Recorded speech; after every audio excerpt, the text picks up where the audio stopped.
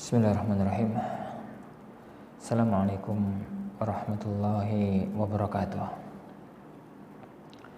Innalhamdulillah nahmaduhu wa nasta'inuhu wa nastaghfiruh wa na'udzu billahi min syururi anfusina wa sayyiati a'malina. May yahdihillahu fala mudilla lahu wa may yudlil fala hadiya lahu.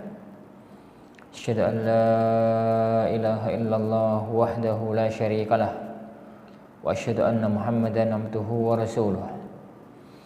Allahumma salli wa sallim wa barik ala nabiyyina Muhammad wa ala alihi wa ashabihi wa man sara ala nahjihi wa iktafa atharahu ila yaumiddin, amma ba'd. Allahumma inna nas'aluka ilman nafi'a wa rizqan thayyiba wa amalan mutaqabbala. Ikhwani wa akhwati, a'azani Allah wa iyyakum, dimanapun antum berada, semoga Allah Subhanahu wa ta'ala senantiasa mencurahkan rahmat dan barokahnya kepada kita semua. Melanjutkan kajian kita, membaca dan mempelajari bersama nasihat yang disampaikan oleh Imamul Hafidh Abdul Walid Al-Baji rahimahullahu ta'ala, salah satu ulama kondang fikih Malikiyah di abad kelima Hijriyah, kepada kedua putranya tatkala kedua putranya menjelang memasuki usia balik, tatkala kedua putranya sudah siap untuk menerima wejangan dan nasihat. Beliau melanjutkan setelah menyampaikan nasihat yang pertama dan paling utama, yaitu agar berpegang teguh kepada iman, tauhid kepada Allah Subhanahu wa ta'ala, sebagaimana itu yang dinasihatkan pertama kali oleh Luqman, oleh Luqman kepada putranya tatkala Allah Subhanahu wa ta'ala menceritakan, mengabadikan kisah ini dalam firman-Nya, wa idh qala Luqmanu libnihi wa huwa ya'idhuhu ya bunayya la tusyrik billah innasyirka la zulmun 'adzim. Nah, kita lanjutkan. Wa in muttuma ala hadzal din, wahai kedua anakku, jika kalian berdua meninggal dunia dengan memeluk agama ini, tokoh istiqamah di atas agama ini, alladzi istafahu Allah wa ikhtarahu, yang Allah Subhanahu wa ta'ala telah memilihnya, wa harrama ma siwa, dan Allah Subhanahu wa ta'ala mengharamkan selain dari agama ini, fa arju an naltaqiya haitsu la nakhafu furqatan wa la natawaqqa'u izalatan. Saya berharap suatu ketika nanti kita akan bertemu lagi.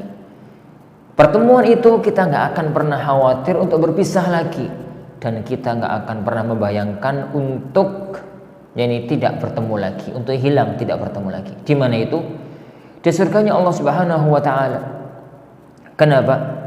Karena orang di dunia ini apabila masuk ke alam akhirat, dan mereka semua, dia, istri, anaknya, cucunya, sama-sama masuk ke dalam surga, mereka akan dikumpulkan kembali oleh Allah Subhanahu wa ta'ala di surga, dan itu kenikmatan yang sangat agung, kenikmatan yang sangat tinggi, di mana mereka saling bercengkrama, bernostalgia tentang kehidupan mereka di alam dunia, susah, perih, letih, berat hidup di alam dunia. Sekarang mereka mendapatkan kenikmatan agung, bareng-bareng masuk ke surganya Allah Subhanahu wa ta'ala. Dan itu yang kita impikan, cita-cita mukmin yang tertinggi, harapan seorang mukmin yang tertinggi adalah dia berharap agar dia dan keluarganya kembali dikumpulkan oleh Allah di surganya Allah Subhanahu wa ta'ala, sebagaimana yang Allah Subhanahu wa ta'ala firmankan, walladzina amanu wattaba'atuhum dzurriyyatuhum biiman alhaqna bihim dzurriyyatahum wa ma alatnahum min amalihim min syai' kullu mri'in bima kasaba rahin. Walladzina amanu, dan orang-orang yang beriman, wattaba'athum dzurriyyatuhum biiman, lalu diikuti oleh anak keturunan mereka dengan keimanan. Alhaqna bihim dzurriyyatuhum, kami akan alhaqna bihim dzurriyyatuhum, kami akan susulkan keluarga mereka, anak keturunan mereka kepada mereka nanti di surga, dan kami gak akan kurangi sedikit pun dari mereka itu. Tapi semua orang itu tergadaikan dengan apa yang dia kerjakan masing-masing. Nah, wa ya'lamullahu ta'ala syauqi ila dzalik, dan Allah tahu betapa saya itu sangat rindu mengharapkan itu. Wa hirsi alaih, dan saya sangat ingin untuk mendapatkan itu. Kama ya'lamu isfaqi min antazilla bi ahadikuma qadamun aw ta'dila bihi fitnatun fayahilla alaihi min sakhatillahi ta'ala ma yahilluhu daral bawar wa yujibu lahul khuluda finnar. Sebagaimana Allah tahu bagaimana saya kepingin nanti kita kumpul di surganya Allah. Allah pun tahu bagaimana saya itu sangat mengkhawatirkan kalau kalian terpeleset, kalau kemudian kalian itu terbawa arus fitnah dunia ini, yang dengan itu nanti Allah akan marah pada kalian, yang dengan itu kalian nanti akan mendapatkan murka Allah dan akan masuk ke dalam kampung kebinasaan di neraka, dan akan kekal di neraka. Yang dengan itu fala yaltaqi ma'al mu'minina min salafi, dia tidak akan lagi bertemu dengan orang-orang mukmin dari nenek moyangnya, bapak, ibu, nenek, kakeknya. Wala yanfa'uhu salihuna min abaihi, saat itu tidak akan lagi ada manfaatnya nenek moyangnya, bapak ibunya yang memang orang-orang saleh. Kenapa? Karena hari itu yauma la yughni walidun 'an waladih, seorang ayah tidak dapat memberikan manfaat untuk anaknya, wala maulud, dan seorang anak tidak akan mampu memberikan manfaat untuk orang tuanya. Yani huwa jazin aw walidihi syai'a, seorang anak tidak akan bisa membalas kebaikan orang tuanya di akhirat nanti.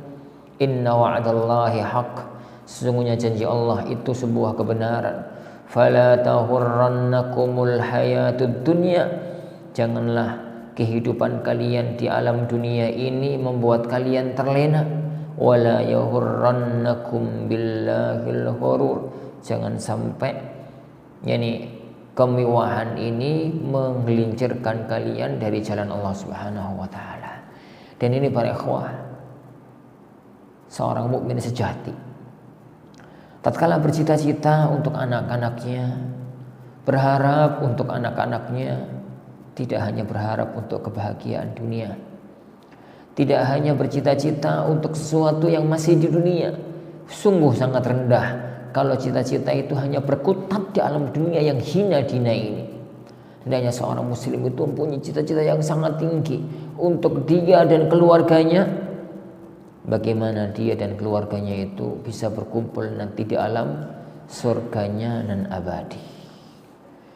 Wa tanqasim wasiyati lakuma qismain, dan wasiatku terbagi menjadi, nasihatku ini terbagi menjadi dua bagian. Yani ada dua bagian. Wa tanqasim wasiyati lakuma qismain, faqismun fima yalzam min amri syariah. Bagian yang pertama yang berkaitan dengan urusan agama. Ubayyinu lakuma minhu ma yajibu ma'rifatuhu, saya akan jelaskan pada kalian berdua yang harus kalian ketahui, yang wajib kalian ketahui. Wa yakunu fihi tanbihun ala ma ba'dahu, dan itu akan mengingatkan kepada yang setelahnya. Wa qismun, dan yang bagian yang kedua dari nasihatku ini, fima yajibu an takuna alaihi min amri dunyakum, yang wajib untuk kalian lakukan dalam urusan dunia kalian, dunyakuma wa tajriyani alaihi bainakuma, dan hendaknya kalian melaksanakan antara kalian berdua. Nasihat yang pertama kaitannya dengan cita-cita agung, cita-cita tertinggi seorang mukmin, urusan akhirat, urusan agama. Tapi jangan lupa kita ini hidup di alam dunia, sehingga tidak juga melupakan hidup kita di alam dunia. Sebagaimana maklum yang disebutkan oleh Allah Subhanahu wa taala dalam surat Luqman, Rabbuna jalla wa ala berfirman, "Wabtaghi fima ataqallahu daral akhirah wa la tansa nasibaka minad dunya." Jadilah dengan apa yang Allah anugerahkan kepadamu, semua yang Allah anugerahkan kepadamu, cari. Dengan apa? Fima ataqallah ad-daral akhirah, untuk mencari akhirat, untuk mencari kebahagiaan surgawi, untuk mencari kebahagiaan abadi di surga nanti. Tapi karena kita hidup di alam dunia, wala tansa nasibaka minad dunya, jangan kamu itu lupa hidupmu di alam dunia. Kamu itu jangan lupa hidupmu di alam dunia. Begitu moto hidup seorang mukmin itu demikian. Bahwa seorang mukmin itu cita-cita hidupnya, cita-citanya, bayangannya, harapannya itu semua anugerah Allah, kesehatan, kekayaan, jabatan, semua nikmat yang Allah berikan kepada kita, dan itu tak terhingga. Wa in ta'uddu nikmatallahi la tuhsuha. Jika kalian menghitung nikmat Allah, kalian tidak akan mampu untuk menghitungnya. Semua nikmat itu yang kita cari, obsesi awal itu wabtaghi fima ataqallahu daral akhirah, kampung akhirat. Tapi jangan sampai lupa kehidupan di alam dunia. Jangan dibalik. Semua nikmat Allah digunakan untuk mengejar dunia. Akhirat sekedar jangan lupa. Itu eling, ingat. Bahkan sebagian orang benar-benar lupa, benar-benar nggak sadar kalau dia nanti setelah mati akan masuk ke alam akhirat. Al-qismul awwal. Fa'ammal qismul awwal, adapun bagian yang pertama. Nasihatku yang pertama tentang urusan agama ini, fal imanu billah, hendaknya kamu itu beriman kepada Allah, wa malaikatihi, dan para malaikat-malaikatnya, wa kutubihi, dan kitab-kitab Allah, wa rusulihi, dan rasul-rasul Allah, wa tasdiq bi syara'ihi, dan membenarkan syariat-syariatnya Allah. Fa innahu la yanfa'u ma'al ikhlali bi syai'in min dzalika 'amal, karena amal seorang hamba itu nggak akan ada manfaatnya kalau urusan keimanannya nggak benar, khalal, ada cacat, ada ketidakberesan. Wattamassuk bi kitabillahi ta'ala jadduh, dan hendaknya berpegang teguh kepada kitabullah azza wa jalla. Nasihat yang pertama tentang urusan agama, nasihatnya Abul Walid al-Baji, al-Imam al-Hafidh Abul Walid al-Baji kepada kedua anaknya, untuk memegang teguh keimanan, percaya kepada Allah dengan 4 unsurnya. Percaya bahwasanya Allah itu ada, percaya terhadap rububiyahnya Allah, percaya kepada uluhiyahnya Allah, dan percaya kepada al-asma wa sifatnya Allah Subhanahu wa ta'ala. Malaikat juga begitu, percaya kepada malaikat-malaikatnya Allah Subhanahu wa ta'ala, percaya bahwasanya mereka adalah makhluk yang Allah ciptakan dari cahaya, yang mereka itu selalu taat menjalankan perintah Allah Subhanahu wa ta'ala. Percaya kepada para malaikat dengan global, dan dengan terperinci, dengan global, dalam arti kita yakin Allah itu punya malaikat yang Allah ciptakan dari cahaya, yang Allah Subhanahu wa ta'ala ciptakan dari cahaya, yang mereka itu sifat umumnya taat kepada apa yang Allah perintahkan. Kita juga percaya secara terperinci. Mana cara terperinci? Ada nama-nama tertentu yang Allah Subhanahu wa ta'ala sampaikan kepada kita tentang malaikat. Ada Jibril, ada Mikail. Jadi ada malaikat mungkar, ada malaikat nakir, ada malaikat ini, ada malaikat itu, dan berbagai macam yang lain. Begitu juga dengan kitab-kitab Allah Subhanahu wa ta'ala, kita meyakininya. Rasul-rasul Allah Subhanahu wa ta'ala, dan membenarkan syariatnya Allah Subhanahu wa ta'ala. Ini pokok dasar. Keimanan ini pokok dasar. Amal baik sebaik apapun, amal sosial semulia apapun, kalau keimanannya nggak benar, nggak akan ada fungsinya di hadapan Allah Subhanahu wa ta'ala. Ini. Dan Allah Subhanahu wa ta'ala, karena itu Allah Subhanahu wa ta'ala menggambarkan tentang amal kebaikan orang-orang kafir di dunia.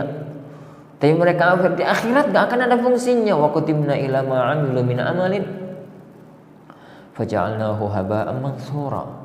Kami datangkan amal mereka yang baik-baik dan kami jadikan kayak debu yang berterbangan, gak ada fungsinya karena tidak ada pokok dasar keimanan.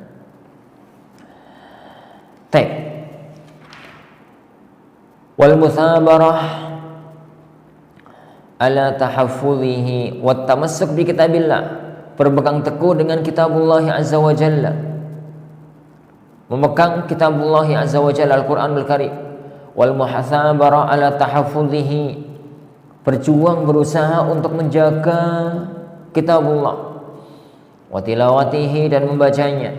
Wal muwadhabah ala tafakkur fi ma'ani, dan selalu istiqamah untuk merenungi makna-maknanya. Wa ayatihi, dan ayat-ayatnya. Wal imtithali awamirihi wa alintiha an-nawahihi wa zawajirihi, menjalankan perintah-perintahnya, menghindari larangan-larangannya, larangan-larangan Allah Subhanahu wa ta'ala. Setelah beliau menasihatkan tentang pokok-pokok dasar keimanan, yang kedua beliau melanjutkan tentang nasihat bagaimana seorang muslim berpegang teguh kepada kitabullah azza wa jalla. Pertama,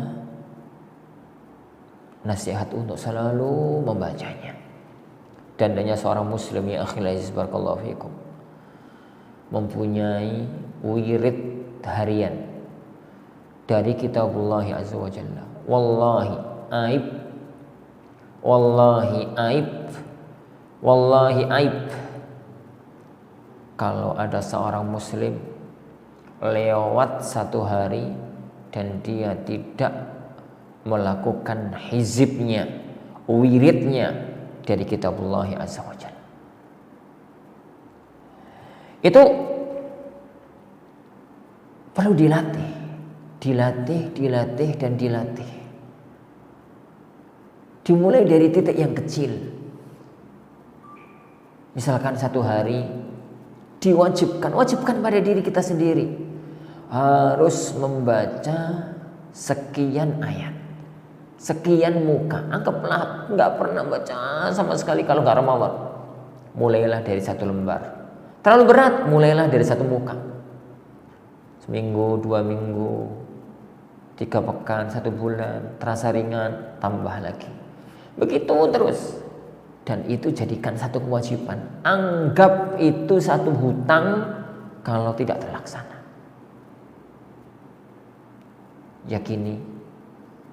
Yakinlah hidup Anda akan berubah karena Anda dekat dengan kitabullah, firman-Nya Allah Subhanahu wa ta'ala. Yang kedua, memikirkan makna dan ayat-ayatnya. mentadaburi. Dan ini makna yani yatlunahu haqqa tilawatih, membaca Al-Quran dengan sebenar-benarnya bacaan. Membaca Al-Quran itu ada dua macam ya. Ada membaca ya sekedar membaca tilawah cepet gitu. Ada membaca tadabbur. Bagi yang mampu memahami bahasa Arab dengan baik, baca langsung dua-duanya itu bisa. Baca iya, tadabbur iya, itu bisa. Tapi bagi yang bahasa Arabnya pas-pasan atau mungkin malah nggak menguasai bahasa Arab, maka hendaknya baca Quran itu dijadikan dua. Ada jadwal baca tilawah, ada jadwal baca tadabbur. Jadwal baca tilawah ya baca itulah baca. Yang kedua baca tadabbur. Baca tadabbur itu merenungi maknanya. Minimalnya memahami arti ayat-ayat yang dibaca. Bagaimana caranya Ustaz? Caranya itu jadikan dalam satu hari itu ada dua jadwal. Satu untuk membaca tilawah, entah jadikan kapan itu. Yang kedua untuk membaca sambil didampingi terjemahan, sambil didampingi Al-Quran terjemahan, baca ayatnya Alif Lam Mim Dzalikal Kitabu La Raiba Fihi Hudal Muttaqin, itulah kitab yang tidak ada keraguan dalamnya, sebagai petunjuk bagi orang-orang yang bertakwa, begitu. Sehingga itu namanya membaca tadabbur, dan itu makna yatlunahu haqqa tilawati, membaca Al-Quran dengan sebenar-benarnya, sebagaimana disebutkan oleh Imam Al-Hafidz Ibnu Katsir rahimahullah taala dalam tafsir beliau yang masyhur, tafsir Ibnu Katsir. Nah, setelah membacanya dan memahami maknanya, maka pasti akan didapatkan di situ ada perintah, ada larangan. Ada perintah, ada larangan. Perintahnya jalankan, larangannya tinggalkan. Karena itulah hak Al-Quran kepada kita semua. Ruwiya an Nabi sallallahu alaihi wasallam, diriwayatkan dari Nabi sallallahu alaihi wasallam annahu qala, bahwasanya beliau mengatakan taraktu fikum ma in tamassaktum bihi lan tadhillu ba'di. Saya tinggalkan pada kalian sesuatu yang jika kalian itu berpegang teguh kepadanya lan tadhillu ba'di, kalian tidak akan pernah tersesat setelah aku meninggal dunia. Kitabullah ta'ala wa sunnati, dan sunnahku.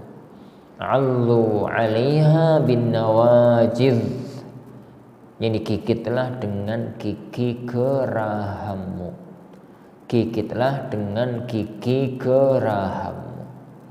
Hadis ini diriwayatkan Imam Malik rahimahullah taala dalam Muwatta dengan sanad yang sahih, dengan sanad yang sahih, masyhur, diterima oleh para ulama kita. Nah, waqad nasaha lana an-nabiy sallallahu alaihi wasallam, dan Rasulullah sallallahu alaihi wasallam telah memberikan nasihat kepada kita. Wa kana bil mu'minina rahima, dan beliau itu sangat penuh kasih sayang kepada orang-orang yang beriman. Wa alaihim, musyfiqa, dan beliau itu sangat isfaq, perhatian, kasihan gitu pada orang-orang yang beriman. Walahum nasiha, dan beliau itu ikhlas dalam memberikan nasihat kepada orang-orang yang beriman. Fa'mala biwasiyatihi, maka beramallah, lakukan wasiat beliau. Waqbala min nusihi, terimalah nasihat beliau. Wasbuta fi anfusikum al mahabbah lahu, tetap mantapkan dalam diri kalian berdua untuk mencintai beliau. Waridha bima ja'a bihi, meridai terhadap apa yang dibawa oleh beliau, yang diajarkan oleh beliau. Waliqtida bi sunnatihi, mengikuti sunnah-sunnah beliau. Walinqiyat lahu, dan tunduk patuh kepada beliau. Watta'ah li hukmihi wal hirs ala ma'rifati sunnatihi, mentaati hukum beliau, semangat untuk mengetahui sunnah beliau, wasuluk sabilihi, dan menjalankan dan melaksanakan jalan beliau. Fa inna mahabbatahu taqudu ilal khairi wa tunji minal halakati wasyarr. Karena cinta kepada beliau sallallahu alaihi wasallam akan mengantarkan orang kepada kebaikan dan menyelamatkan orang dari kehancuran dan kejelekan. Khawani wa akhwati fiddin azani Allah wa yakum. Jadi pokok pertama dalam beragama memegang teguh kitab Allah. Yang kedua, menjalankan sunnah-sunnah dan ajarannya Rasulullah sallallahu alaihi wa ala alihi wasallam. Karena kunci dari kebaikan, kunci dari keistiqomahan, dan agar seseorang tidak tergelincir dalam kesesatan adalah kitabullah wa sunnati. Kitab Allah dan sunnah Rasulullah sallallahu alaihi wa ala alihi wasallam. Nah, itu nasihat berikutnya dari Al-Imamul Hafidh Abdul Walid Al-Baji kepada putranya. Beliau melanjutkan, wa ashriba qulubakuma mahabbata ashabihi. Mantapkan dalam hati kalian, tancapkan dalam hati kalian untuk cinta kepada para sahabat Rasulullah sallallahu alaihi wasallam, ila ashabihi, mahabbat ashabihi ajma'in, wa tafdhil al-a'imma minhum at-tahirin, dan memuliakan lebih-lebih lagi kepada para imam, para tokoh di kalangan para sahabat, Abu Bakar, Abi Bakar wa Umar wa Utsman wa Ali, yaitu Abu Bakar, Umar, Utsman, Ali radhiyallahu anhum. Wa nafa'ana bi mahabbatihim, dan semoga Allah memberikan manfaat kepada kita dengan cinta kepada mereka.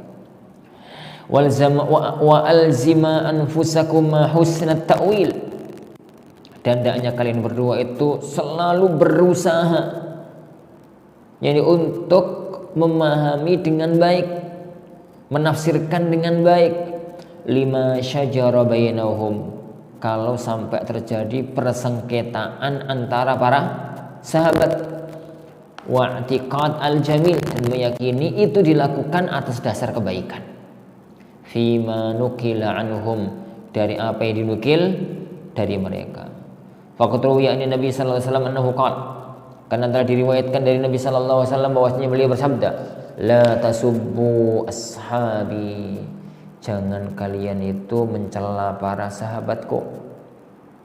Fa walladzi nafsi biyadihi, demi zat yang jiwaku ada di tangannya, law anfaqa ahadukum mithla uhudin dhahaba, seandainya salah satu dari kalian itu menginfakkan emas sebesar bukit Uhud, ma balagha mudda ahadihim wala nasifah, tidak akan nyampe satu mud sedekahnya mereka, tidak pula separuhnya. Faman la yablughu nasifa muddihi, barang siapa yang sedekahnya itu enggak akan sampai separuh mud dari sedekahnya para sahabat, yani muddahi nasif muddihi mithla uhudin dhahaba, fa kaifa yuwazinu fadlahu, bagaimana akan bisa menyaingi keutamaannya, au yudrik sya'wahu, atau menggapai kedudukannya, walaysa minhum radhiyallahu anhum illa man anfaqal katsir, dan tidak ada yani satu pun di antara mereka kecuali kalau infak itu mesti banyak-banyak. Khawani akhwati azani Allahu, yani ikhwani wa akhwati rahimakumullah, nasihat yang agung dari seorang imam kepada putranya agar menancapkan dalam hatinya rasa cinta kepada Rasulullah SAW, lalu kepada para sahabatnya, terutama para tokoh-tokoh kenamaannya, sahabat-sahabat mulia, sahabat-sahabat utama, Abu Bakar, Umar, Utsman, Ali. Tapi harus diyakini bahwasanya sahabat itu tetap manusia yang juga pernah salah, makanya kadang-kadang pernah tengkar, kadang-kadang juga terjerumus dalam kesalahan. Bagaimana sikap kita mendengar riwayat-riwayat yang semacam itu? Fahami dengan baik, husnulon, kenapa itu sampai terjadi, dan tafsiri dengan tafsir yang baik. Karena mensikapi orang itu kan tergantung bagaimana kita memahami hati kita. Kalau kacamata kita itu sudah jelek,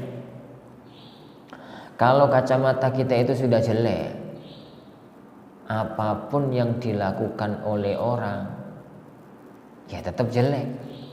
Kalau kacamata kita itu bagus, apapun yang dilakukan orang tetap bagus. Maka hendaknya kita menggunakan awal husnulon. Para sahabat itu murid-muridnya Rasulullah. Allah Subhanahu wa taala tidak akan memberikan kepada mereka anugerah menjadi sahabatnya Rasulullah kecuali sudah menjadi pilihannya Allah, sebagaimana dikatakan oleh Abdullah bin Mas'ud.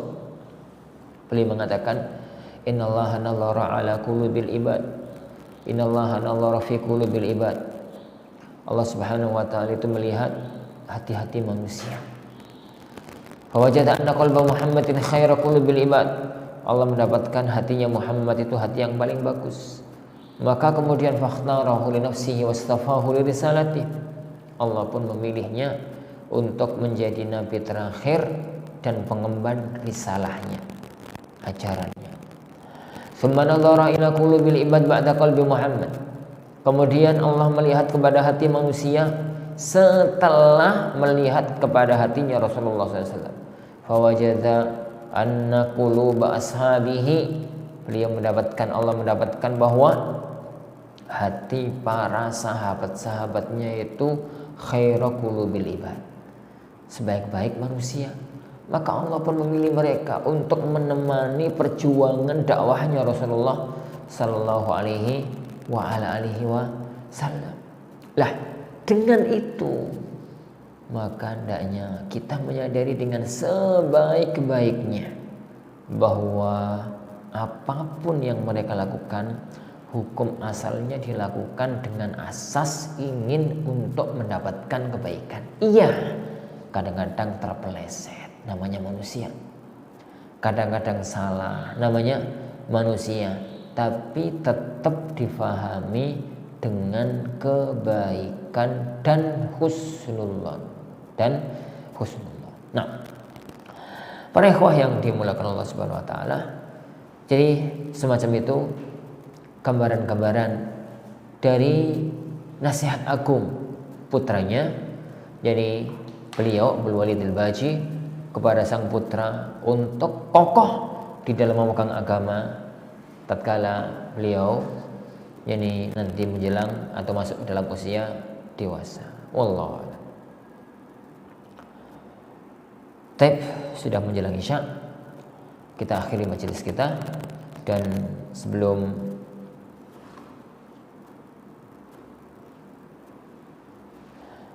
kita tutup majelis, ada satu pertanyaan.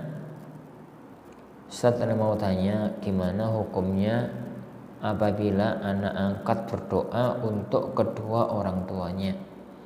Apakah doanya untuk orang tua yang sudah meninggal atau bapak angkatnya? Karena tidak dikhususkan doanya untuk bapak angkat atau kandung. Doa yang masyhur, Rabbi firli wali walidayya warhamhuma kama rabbayani shaghira. Atau doa-doa yang semisal, ya Allah, ampunilah aku, ampunilah kedua orang tuaku, dan rahmatilah keduanya sebagaimana keduanya merahmati aku pada waktu mendidik aku pada waktu masih kecil. Ingat para ikhwan sekalian, lafadz walid, lafadz orang tua dalam Al-Quran dan As-Sunnah dan dalam bahasa Arab maknanya itu adalah orang tua kandung, bukan orang tua asuh, bukan orang tua angkat, bukan orang tua tiri. Maknanya itu orang tua kandung. Dan firman-firman Allah kalau menyuruh berbuat bakti kepada orang tua, maksudnya itu adalah orang tua sendiri, orang tua kandung. Wabil walidaini ihsana, itu adalah untuk orang tua kandung. Lalu terus kalau begitu orang tua angkat apa tidak mendapatkan kebaikan? Mendapatkan kebaikan agung, mendapatkan kebaikan yang besar, tapi mendapatkan kebaikan karena dia merawat orang, karena dia ngurusi orang, membantu orang, karena dia itu jadi membiayai, mendidik, mengarahkan, bahkan kadang-kadang menikahkan dan macam-macamnya. Tapi status syar'inya dia bukan orang tua, status syar'i. Jadi bukan sebagai orang tua, tapi orang lain yang paling atau yang banyak berjasa dalam hidupnya, yang banyak berjasa pada hidupnya. Oleh karena itu yang terbaik doakan orang tua Anda, orang tua kandung, dan doakan orang tua angkat, jadi orang tua angkat. Tapi Allah Maha tahu, jika yang antum maksudkan itu adalah dua-duanya, semoga Allah menyampaikan doa itu untuk keduanya. Tapi kalau pertanyaannya tadi, kalau memang itu untuk orang tua manakah? Anda katakan orang tua dalam bahasa syar'i, orang tua dalam bahasa syar'i itu adalah orang tua kandung, gitu ya, orang tua kandung. Wallahu a'lam bishawab. Tapi insyaallah subhanahu wa ta'ala ini para ikhwatin ajani Allah wa yakum.